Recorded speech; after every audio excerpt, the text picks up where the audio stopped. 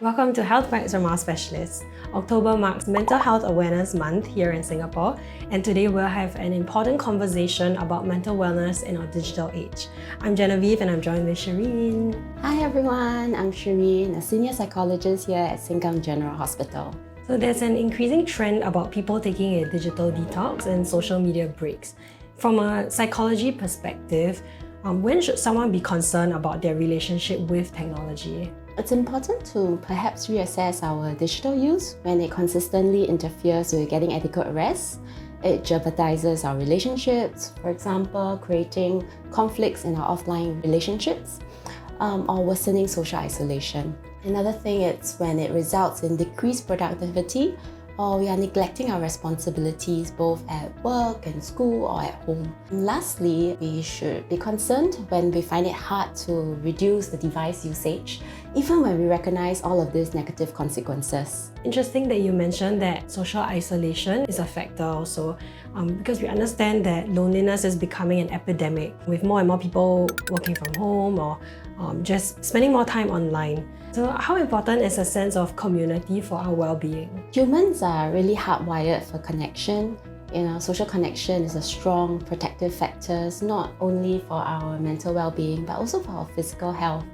So there are studies that have shown that social connectedness actually help people live longer and also lead healthier lives. Being a part of the community also helps us feel a sense of belonging, making us feel valued and accepted. As we connect with people, we also come to realize that suffering and hardships are part of the human experience. All of us experience some form of that, and it helps us feel less alone when we are in pain. I think it's important to be intentional and reflective when we engage in digital communities. Do these communities make us feel supported and connected? Or does it make us feel more alone and isolated? Digital communities that compromise our well-being are often those that encourage comparison and promote unrealistic standards.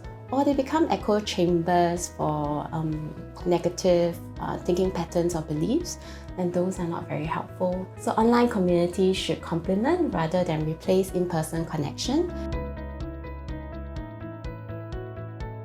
Basic self-care is really important. So getting adequate rest, having a balanced diet, engaging in physical activities, because these create a strong foundation for our mental well-being.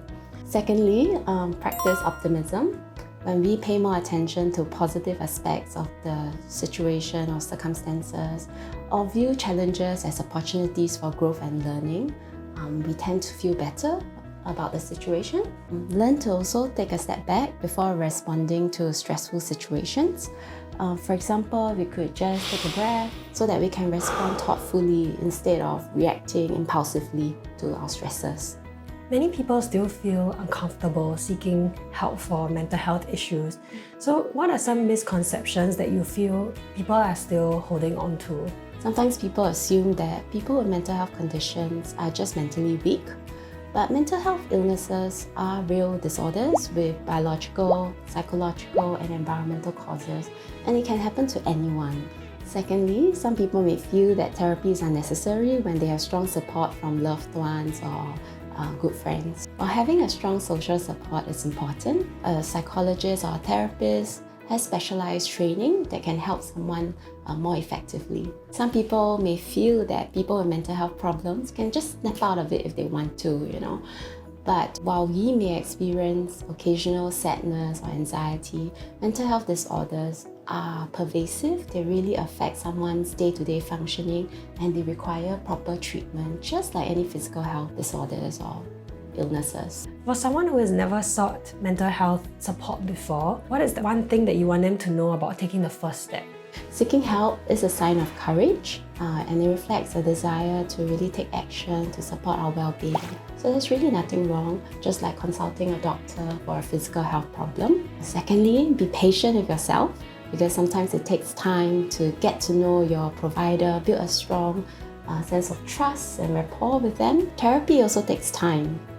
It involves learning new ways of thinking, and practicing the coping skills that has been taught. Seeking help is indeed a sign of courage and not weakness. Thank you, Sheryne, for sharing with us a little bit more about mental health, and we'll see you in the next episode of Health Bites from our specialists. Bye! Bye.